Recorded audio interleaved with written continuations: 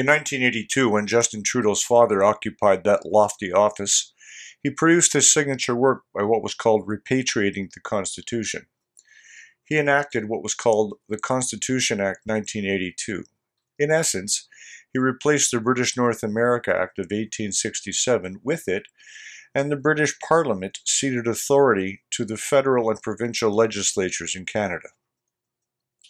But more importantly, included within that was the new formula to amend the Constitution for future governments and the Charter of Rights and Freedoms.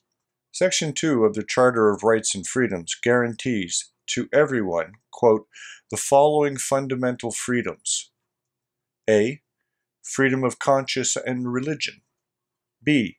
Freedom of thought, belief, opinion, and expression, including freedom of the press and other media of communication.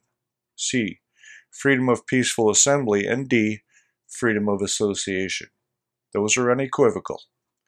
On Friday, in response to a question about the recent terror attacks in France, ostensibly about the right to show a caricature of the Prophet Muhammad, Justin Trudeau seemed to indicate he did not fully understand the contents of the Charter of Rights and Freedoms. He said, quote, we will always defend freedom of expression, but freedom of expression is not without limits, unquote. We owe it to ourselves to act with respect for others and to seek not to arbitrarily or unnecessarily injure those with whom we are sharing a society and a planet. What? So in Justin Trudeau's world, freedom of expression is a right, but only if what is said with respect and no one is offended.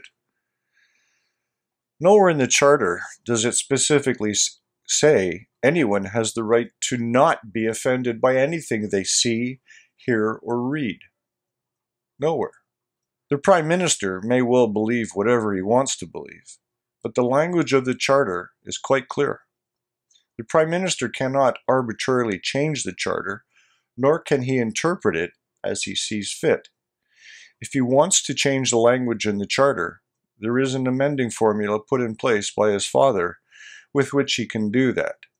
Until then, the Charter is the law of the land as written, and free speech across this land is guaranteed under Section 2 in clear and unequivocal language. Make no mistake what this is about. The Islamofascists are trying to blame the publication of the so-called Muhammad cartoons as justification for stabbing and beheading French citizens. Anything less than a strong condemnation of those violent acts is mealy-mouthed equivocation of horrific acts, unjustifiable in law anywhere in the Western world. You may not like what I say on this or any subject, but as a Canadian, I have an absolute right to say it, even if it offends. You do not have the right to not be offended. The Prime Minister should go have a read of the document which came to define the legacy of his father. For True North, I'm Leo Knight.